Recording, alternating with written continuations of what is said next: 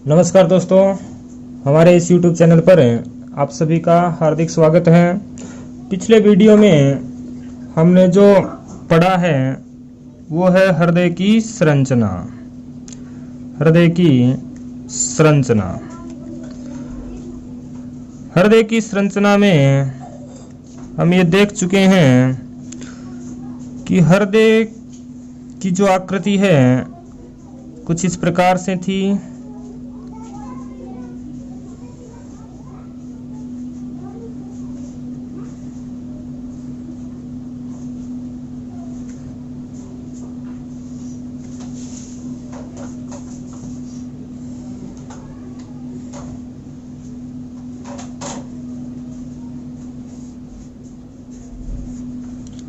जिसमें ये जो भाग था वो था दायां आलिंद।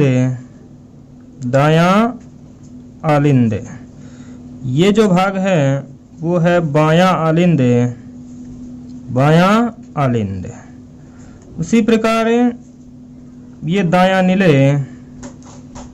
दायां निले कि ये भाग है बायां निले। तो हृदय के 4 कक्ष थे, दायां आलिंद, बायां आलिंद और दायां निले और बायां निले। महाशिरा के माध्यम से रक्त प्रवेश करता है हृदय के दाएं आलिंद में, और दायां आलिंद और दाएं निले के बीच पाया जाता है त्रिवलय कपाट यानी ट्राइकास्पिड वाल्व। ट्राइकास्पिड वाल्व, त्रिवलय कपाट। उसी प्रकार बाएं आलिंद और बाएं निले के बीच पाया जाता है द्विवलय कपाट यानी बाइकास्पिड वाल्व पाया जाता है। दाएं निले से निकलती हैं फुफ्फुसीय धमनी, और ये फुफ्फुसीय धमनी जाती है फेफड़ों में।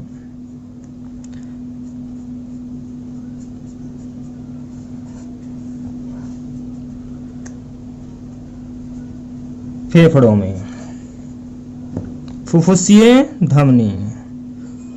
फुफ्फुसीय धमनी। तो दाएं निले से जो फुफ्फुसीय धमनी निकलती है उसके शीर्ष पर भी एक कपाट पाया जाता है जिसका नाम है प्लूमेनरी एओर्टिक कपाट। प्लूमेनरी एओर्टिक कपाट। बाएं निले से भी महाधमनियां निकलती हैं, और इन महाधमनियों पे जो कपाट पाया जाता है वो कपाट है एओर्टिक कपाट। एओर्टिक कपाट। और ये जो है वो है फुफ्फुसीय शिरा जो फेफड़ों से शुद्ध रक्त को लाती है बाएं आलिंद में। तो ये है फुफ्फुसीय शिरा। फुफ्फुसीय शिरा।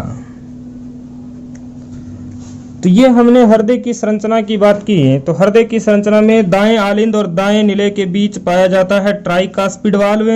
उसी प्रकार बाएं आलिंद और बाएं निले के बीच पाया जाता है बाइकास्पिड वाल्व। तो कुल मिला के हृदय में 4 प्रकार के वाल्व पाए जाते हैं, और ये चारों प्रकार के वाल्व जो हैं उनके कार्य करने के आधार पर उत्पन्न होती है हृदय की धड़कन यानी हृदय साउंड।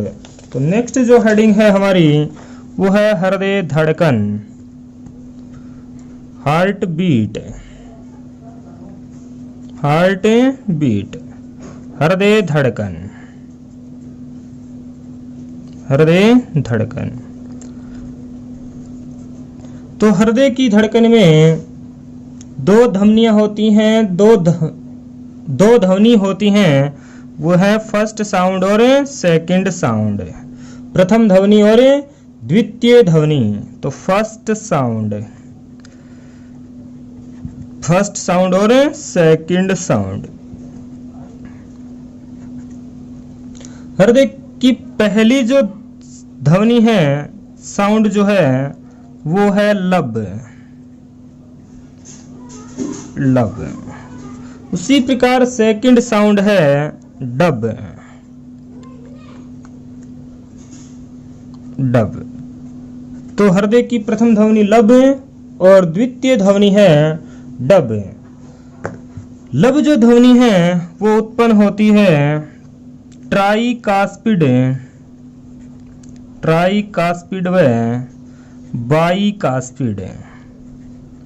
ट्राइकास्पिड व बाइकास्पिड वाल्व के बंद होने से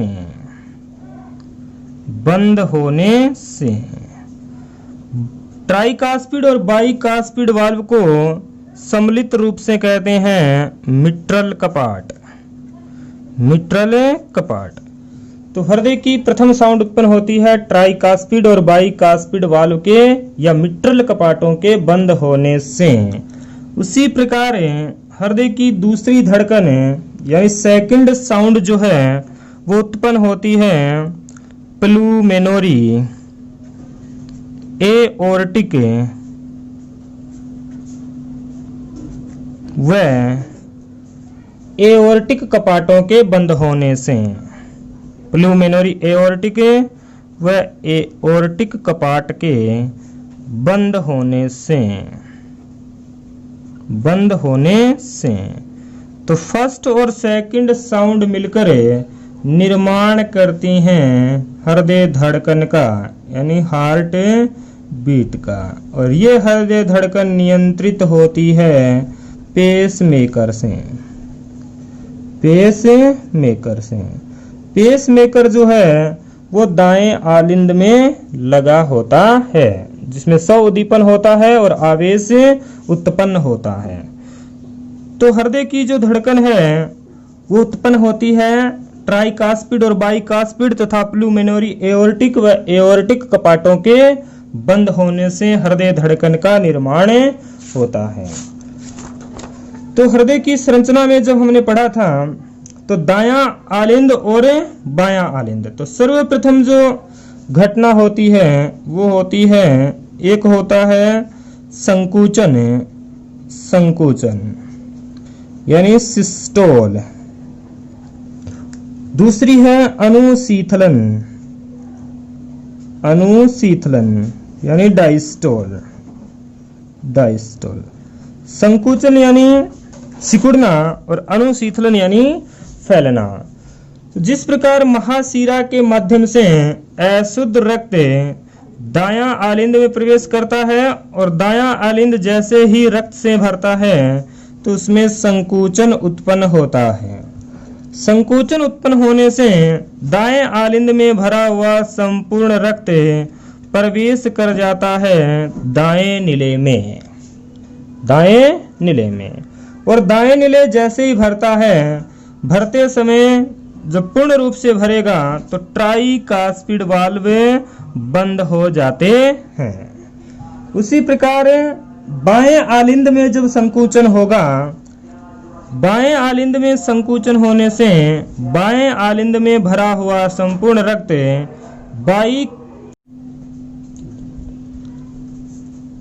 दाएं आलिंद में संकुचन होने से ट्राइकास्पिड वाल्व की सहायता से संपूर्ण रक्त प्रवेश कर जाता है दाएं नीले में। उसी प्रकार बाएं आलिंद में भी संकुचन होने पर भरा हुआ बाएं आलिंद में जो रक्त है वो बाइकास्पिड वाल्व के माध्यम से प्रवेश कर जाता है बाएं नीले में। तो ये थी स्थिति संकुचन की। अब अनुशीतलन जो है यानी फैलना, तो उसी प्रकार जब दायां नीले पूर्ण रूप से भर जाएगा तो उसमें संकुचन होगा, और संकुचन होने से दाएं नीले में भरा हुआ रक्त फुफ्फुसीय धमनी के माध्यम से चला जाता है फेफड़ों में, और फेफड़ों से फिर फुफ्फुसीय शिरा से प्रवेश कर जाएगा बाएं आलिंद में। जबकि बाएं नीले में संकुचन होने से संपूर्ण रक्त चला जाता है महाधमनियों के माध्यम से शरीर में।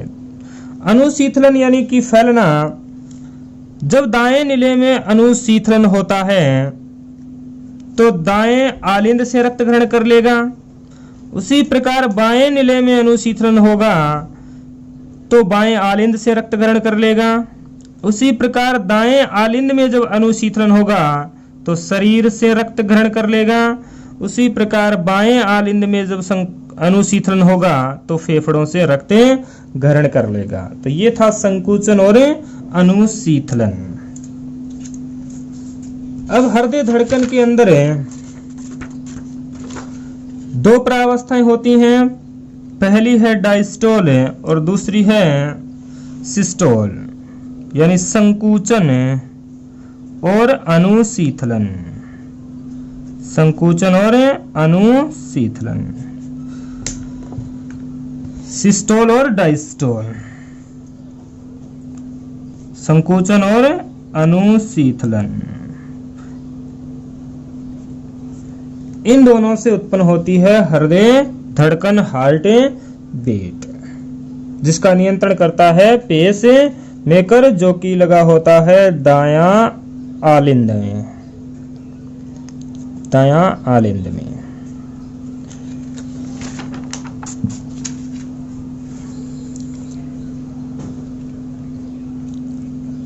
हृदय धड़कन जो है वो सामान्यतया एक स्वस्थ व्यक्ति में 1 मिनट में होती है 72 बार।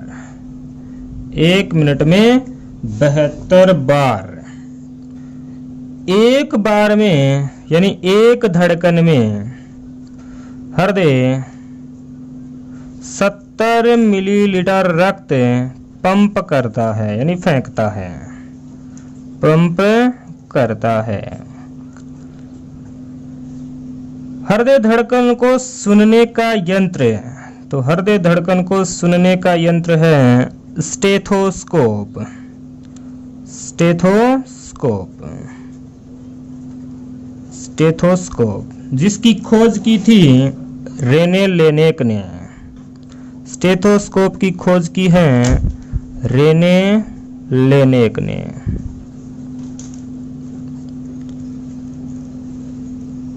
तो हृदय धड़कन 1 मिनट में सामान्यतः 72 बार है और एक बार में हृदय 70 ml रक्त पंप करता है। इसके सुनने का यंत्र है स्टेथोस्कोप है और स्टेथोस्कोप की खोज की थी रेने लेनेक ने। सर्वाधिक हृदय धड़कन की बात हम करें तो सर्वाधिक हृदय धड़कन पाई जाती है, सर्वाधिक हृदय धड़कन श्रू में, श्रू यानी छुछंदर में 800 बार प्रति मिनट है। 800 बार पर मिनट हृदय उसका धड़कता है। सबसे कम हृदय धड़कन, सबसे कम हृदय धड़कन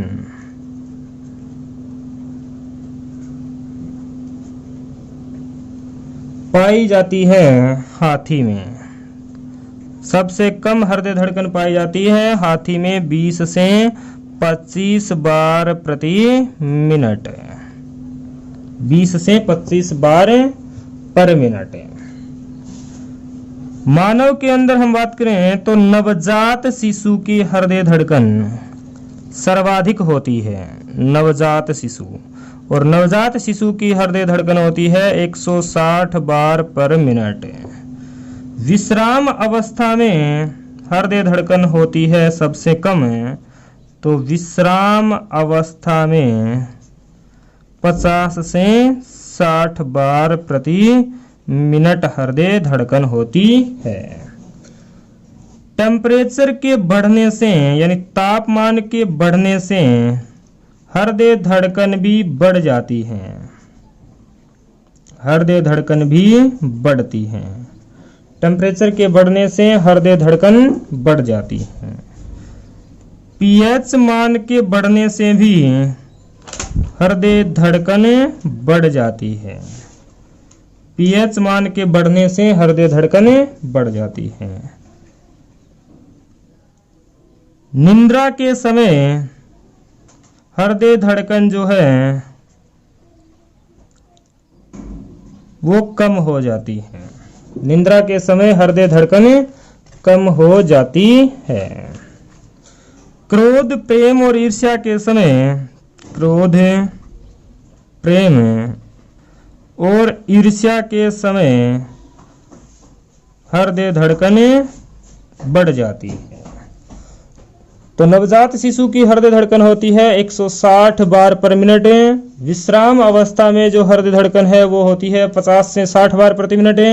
टेम्परेचर के बढ़ने से हार्ट बीट बढ़ जाती है और पीएच मान के बढ़ने से भी हार्ट बीट बढ़ती है। और क्रोध, प्रेम और ईर्ष्या के समय भी हृदय धड़कन बढ़ जाती है।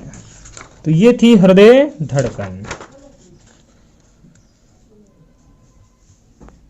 नेक्स्ट जो हमारा टॉपिक है वो है आवेश संचरण। हृदय में आवेश संचरण। आवेश संचरण। तो हृदय में आवेश संचरण जो है वो उत्पन्न करता है पेसमेकर। तो हृदय के जो 4 जो कक्ष थे,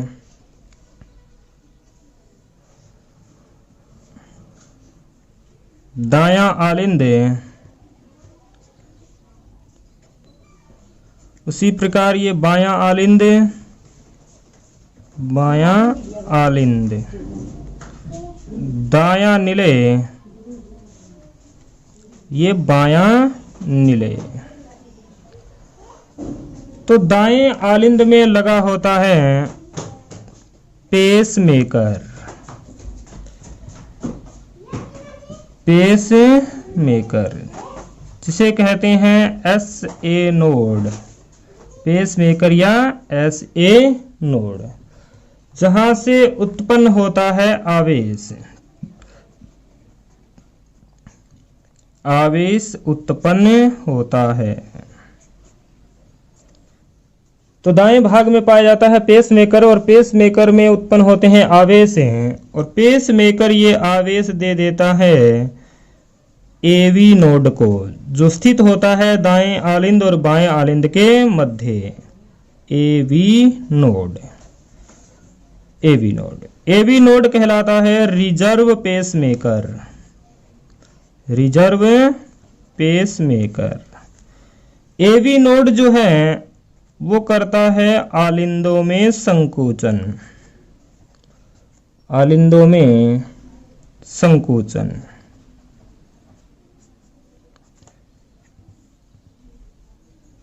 AV नोड अपना आवेश देता है हिंज बंडल्स को, जो स्थित होते हैं दाएं निलय और बाएं निलय के मध्य। Hinge bundle. और हिंज बंडल जो हैं वो निलयों में संकुचन उत्पन्न करते हैं। निलयों में संकुचन। और हिंज बंडल जो हैं वो अपने आवेश देते हैं पुरकिंजे तंतुओं को, जो कि हिंज बंडल से निकलते हैं। पुरकिंजे तंतु। और पुरकिंजे तंतु जो हैं वो हृदय पेशियों में आवेश देते हैं। हृदय पेशियों में आवेश। तो ये था हृदय का आवेश संचरण, जो शुरू होता है पेसमेकर से।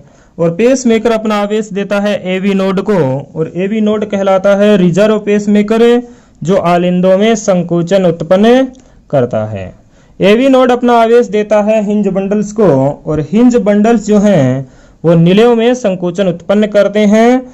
और ये आवेश फिर जाते हैं पुरकिंजे तंतुओं में, जो हृदय की पेशियों में आवेश उत्पन्न करते हैं। तो हृदय की धड़कन का नियंत्रण होता है पेसमेकर से, इसलिए पेसमेकर को कहा जाता है हृदय का हृदय, यानी हार्ट का हार्ट। हार्ट का हार्ट। और इसे कहा जाता है हार्ट का ब्रेन, हृदय का मस्तिष्क। तो इस प्रकार से हृदय में आवेश का संचरण होता है।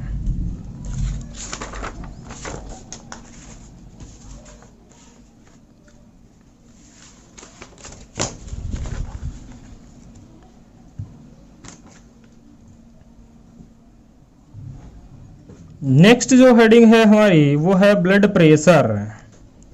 Blood pressure. रक्तदाब। रक्तदाब। BP। एक सामान्य स्वस्थ व्यक्ति का रक्तदाब होता है, स्वस्थ व्यक्ति का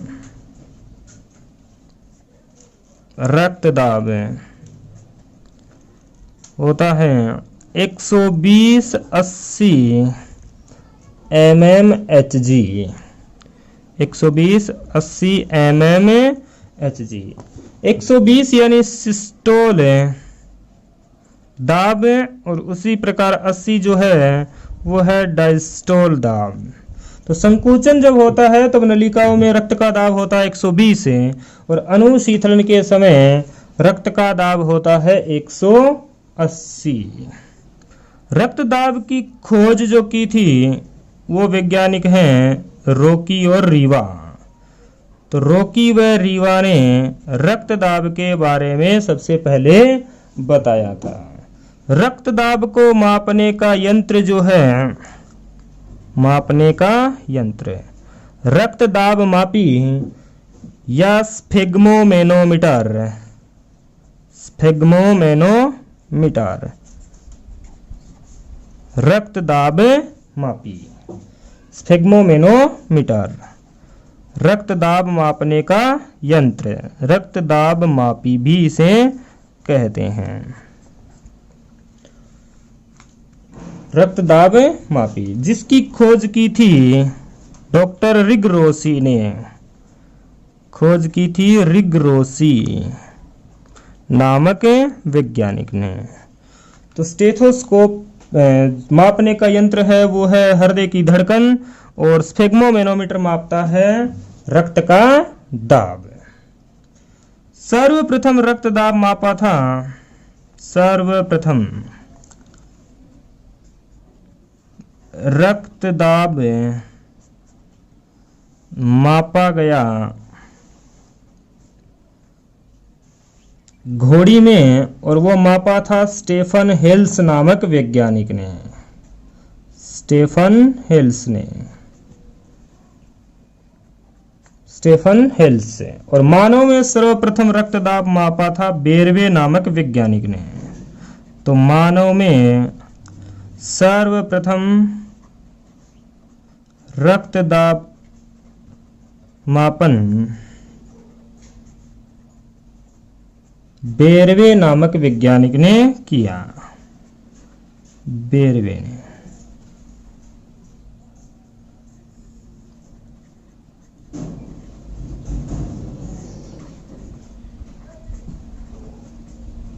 तो मानव में सर्वप्रथम रक्तदाब का मापन किया बेरवे नामक वैज्ञानिक ने। सामान्य बीपी होती है 120/80 और इससे बीपी का अधिक होना कहलाता है हाइपरटेंशन और बीपी का सामान्य से कम होना कहलाता है हाइपोटेंशन। तो सामान्य से बीपी का हाई होना या अधिक होना कहलाता है हाइपरटेंशन, हाइपरटेंशन। जबकि बीपी का सामान्य से लो होना कहलाता है हाइपोटेंशन, हाइपोटेंशन। 140/90 बीपी का होना कहलाता है हाइपरटेंशन, जबकि 110/70 बीपी का होना कहलाता है हाइपोटेंशन। बीपी अधिक होने पर क्षार का सेवन किया जाता है, क्षार का सेवन। उसी प्रकार बीपी के लो होने पर नमक तथा अम्ल का प्रयोग किया जाता है, नमक तथा अम्ल का सेवन किया जाता है। तो ब्लड जो प्रेशर है वो स्वस्थ व्यक्ति में होता है 120/80 mmHg। खोज की थी रोकी व रीवा नामक वैज्ञानिकों ने। मापने का यंत्र है स्टेथोस्कोप, स्फिग्मोमेनोमीटर। और सर्वप्रथम रक्तदाब मापा गया घोड़ी में और मानव में सर्वप्रथम रक्तदाब का मापन किया गया बेरवे नामक वैज्ञानिक ने। बीपी का हाई होना कहलाता है हाइपरटेंशन, जो कि क्षार के सेवन से इसको नियंत्रित किया जा सकता है। बीपी का सामान्य से कम होना कहलाता है हाइपोटेंशन, जो नमक और अम्ल के सेवन से इसका नियंत्रण किया जाता है। अब हृदय के कुछ इंपॉर्टेंट फैक्ट की हम बात करें, महत्वपूर्ण तथ्यों की, तो हृदय के बारे में कुछ इंपॉर्टेंट फैक्ट्स हैं। कुछ इम्पोर्टेंट फैक्ट्स, महत्वपूर्ण तथ्य। और इम्पोर्टेंट फैक्ट्स जो हैं वो ये हैं कि हृदय को स्वयं भी रक्त की आवश्यकता होती है, तो हृदय को रक्त की आपूर्ति, हृदय को रक्त की आपूर्ति कोरोनरी धमनी करती है, कोरोनरी धमनी करती है। तो हृदय को रक्त की आपूर्ति करती है कोरोनरी धमनी, और कोरोनरी धमनी में वाल्व पाया जाता है थेम्बेशियन वाल्व। कोरोनरी धमनी में थेम्बेशियन वाल्व पाया जाता है, थेम्बेशियन वाल्व। तो ये इंपॉर्टेंट है कि कोरोनरी धमनी में कौन सा वाल्व पाया जाता है। और पूछा गया प्रश्न है महिला सुपरवाइजर के एग्जाम में कि कोरोनरी धमनी में थेम्बेशियन नामक वाल्व पाया जाता है। इस थेम्बेशियन वाल्व में अवरोध यानी रुकावट आने पर, अवरोध आने पर, और अवरोध आता है कोलेस्ट्रॉल के जमने से, अवरोध आने पर यानी कोलेस्ट्रॉल के जमने से आता है heart attack, heart attack.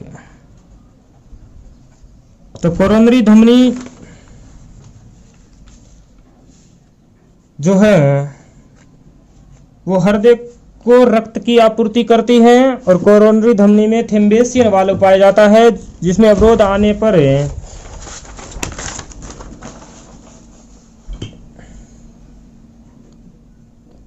Heart attack आता है।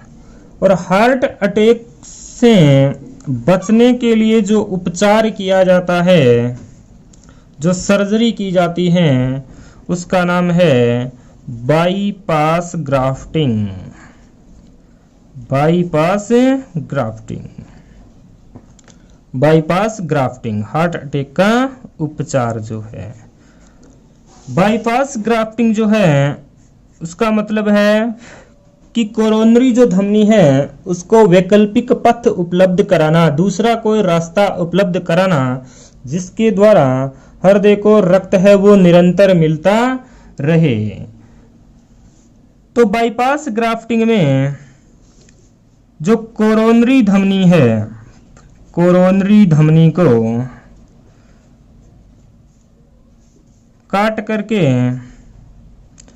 या तो पैर की स्फेनिस, पैर की स्फिनस, या हाथ की रेडियल, हाथ की रेडियल, या छाती की मेमरी धमनी, या छाती की मेमरी धमनी से जोड़ दिया जाता है, मेमरी धमनी से जोड़ दिया जाता है। तो ये सर्जरी कहलाती है बाईपास ग्राफ्टिंग, जो हार्ट अटैक के उपचार में काम में ली जाती है। तो इंपॉर्टेंट फैक्ट में पहला जो तथ्य था हमारा कि हृदय को रक्त की आपूर्ति है वो कोरोनरी धमनी करती है, जिसमें थेम्बेशियन वाल्व पाया जाता है, और उसके अवरोध आने पर हार्ट अटैक आता है, जिसके उपचार के लिए हम जो अपनाते हैं वो है बाईपास ग्राफ्टिंग। बाईपास ग्राफ्टिंग यानी कोरोनरी धमनी को अवरोध के स्थान से काट कर उसे पैर की स्फिनस या फिर हाथ की रेडियल या फिर छाती की मेमरी धमनी से जोड़ दिया जाता है, ताकि निरंतर हृदय में रक्त की सप्लाई हो सके। दूसरा जो हमारा तथ्य है वो है कि रक्त की हृदय की जांच, हृदय की जांच। तो हृदय की जांच कहलाती है ईसीजी, इलेक्ट्रोकार्डियोग्राफी, इलेक्ट्रोकार्डियोग्राफी।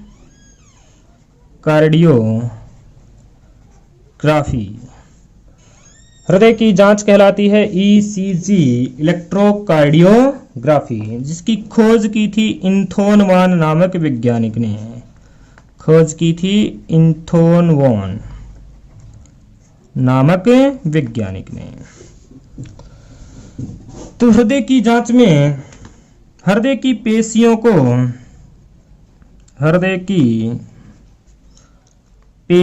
को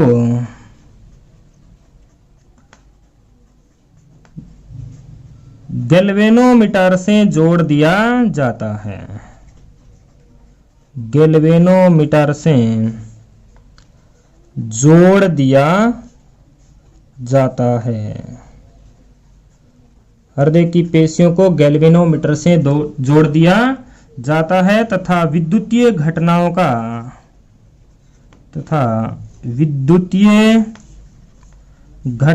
का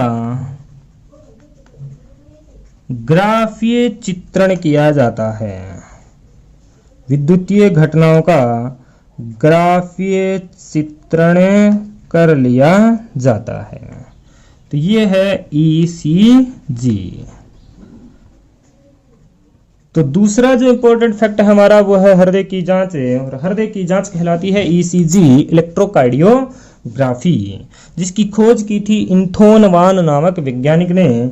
इसमें होता है कि हृदय की जो पेशियां होती हैं उन्हें गैल्वेनोमीटर से जोड़ दिया जाता है। तो हृदय पेशियों में जो भी आवेश उत्पन्न होते हैं और विद्युतीय घटनाएं जो होती हैं उनका फिर ग्राफ प्राप्त कर लिया जाता है, जो ईसीजी कहलाता है, इलेक्ट्रोकार्डियोग्राफी। तीसरा जो इंपॉर्टेंट फैक्ट हमारा है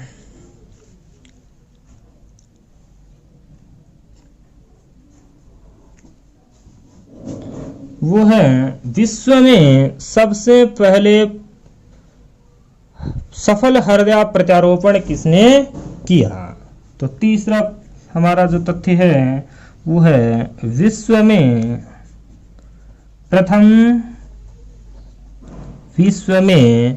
प्रथम सफल हृदयारोपण जो किया गया वो किया गया डॉक्टर क्रिश्चियन बर्नार्ड के द्वारा। डॉक्टर क्रिश्चियन बर्नार्ड नामक वैज्ञानिक ने सबसे पहले सफल हृदयारोपण किया। वो किया 3 दिसंबर 1967 को।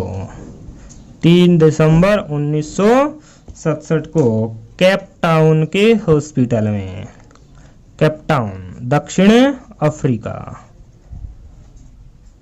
तो सबसे पहला सफल हृदयारोपण किया गया केप टाउन में 3 दिसंबर 1967 को, और करने वाले वैज्ञानिक थे डॉक्टर क्रिश्चियन बर्नार्ड। भारत के अंदर हम बात करें तो भारत में प्रथम सफल हृदयारोपण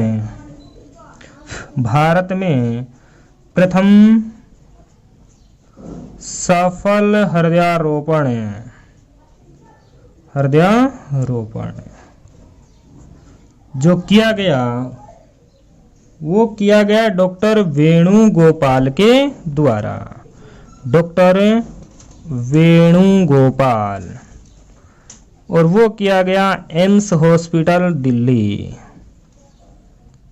एम्स नई दिल्ली। तो भारत का प्रथम सफल हृदयारोपण किया गया डॉक्टर वेणुगोपाल के द्वारा नई दिल्ली में। और पांचवा जो हमारा इंपॉर्टेंट फैक्ट जो है वो है कृत्रिम हृदय। कृत्रिम हृदय जो है वो बनाया है डॉक्टर रॉबर्ट जॉर्विक ने। डॉक्टर रॉबर्ट जॉर्विक 1982 में, और कृत्रिम हृदय का नाम रखा गया जार्विक 7। तो ये कुछ थे हृदय के बारे में इंपॉर्टेंट फैक्ट हैं, जिसमें विश्व में प्रथम सफल हृदयारोपण डॉक्टर क्रिश्चियन बर्नार्ड के द्वारा किया गया, जबकि भारत में प्रथम सफल हृदयारोपण डॉक्टर वेणुगोपाल के द्वारा, जबकि कृत्रिम हृदय खोजा गया डॉक्टर रॉबर्ट जार्विक ने, और जिसका नाम रखा गया जार्विक 7। तो ये था हमारा हार्ट है। और अंतिम जो टॉपिक है इस यूनिट का वो है हृदय की जो नलिकाएं हैं, धमनी और शिरा, यानी हृदय वाहिनियां या रक्त वाहिनियां जिसे हम कह सकते हैं। तो है रक्त वाहिनियां, रक्त वाहिनियां, ब्लड वेसल्स, रक्त वाहिनियां, ब्लड वेसल्स, जिनका अध्ययन कहलाता है एंजियोलॉजी, जो हम पहले पढ़ चुके हैं। तो मुख्यतः रक्त वाहिनियां हैं वो 2 प्रकार की हैं, धमनी और शिरा। तो रक्त वाहिनियां हैं धमनी और शिराएं, धमनी और शिरा। तो धमनी जो हैं वो रक्त को हृदय से अंगों तक ले जाती हैं। तो पहला पॉइंट ये है कि रक्त को हृदय से अंगों तक ले जाती हैं। तो हृदय से जो निकलती हैं वो धमनियां कहलाती हैं, और धमनियां रक्त को हृदय से अंगों तक ले जाती हैं। उसी प्रकार जो शिरा जो हैं वो अंगों से रक्त को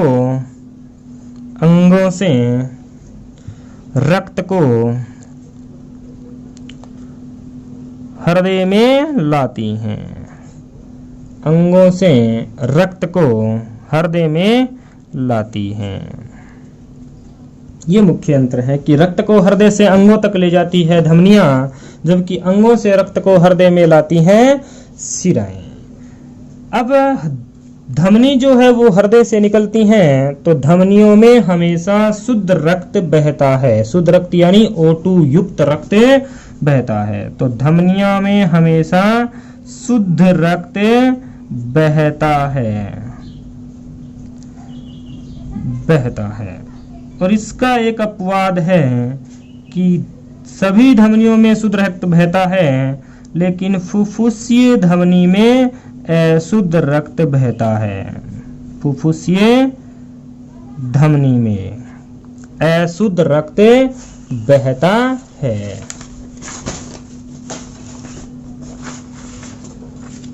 फुफ्फुसीय जो धमनी है उसमें अशुद्ध रक्त बहता है, क्योंकि अंगों से जो हृदय में रक्त आता है महाशिरा के द्वारा दाएं आलिंद में, और दाएं आलिंद से दाएं निले में, और दाएं निले से निकलती है फुफ्फुसीय धमनी जो जाती है फेफड़ों में। तो अब तक यहाँ तक जो रक्त है वो अशुद्ध रक्त है।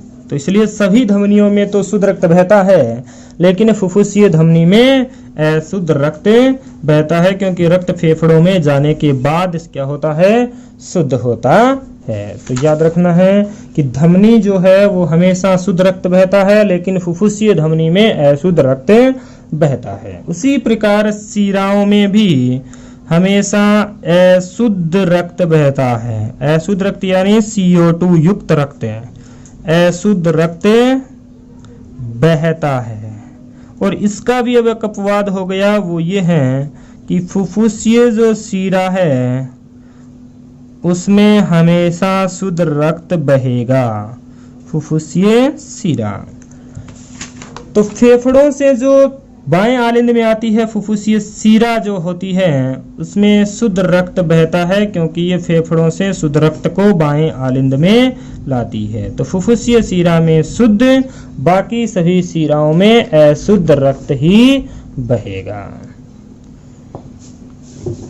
तीसरा जो अंतर है वो है कि धमनियों में कपाट नहीं पाए जाते, वाल्व नहीं पाए जाते, कपाट नहीं पाए जाते हैं, जबकि शिराओं में जगह जगह कपाट पाए जाते हैं, जगह जगह कपाट पाए जाते हैं। धमनियां हमेशा गहराई में स्थित होती हैं, गहराई में स्थित, जबकि शिराएं जो हैं वो ऊपरी सतह पे स्थित होती हैं। तो ऊपरी सतह पर स्थित होती हैं। तो धमनियां गहराई में जबकि शिराएं ऊपरी सतह पे स्थित होती हैं। धमनियों की दीवारें मोटी होती हैं, दीवारें मोटी तथा प्रत्यास्थ होती हैं। प्रत्यास्थ यानी बढ़ घट सकती हैं। दीवारें मोटी तथा प्रत्यास्थ है। उसी प्रकार शिराओं की दीवारें होती हैं पतली, तो इनकी दीवारें होती हैं पतली।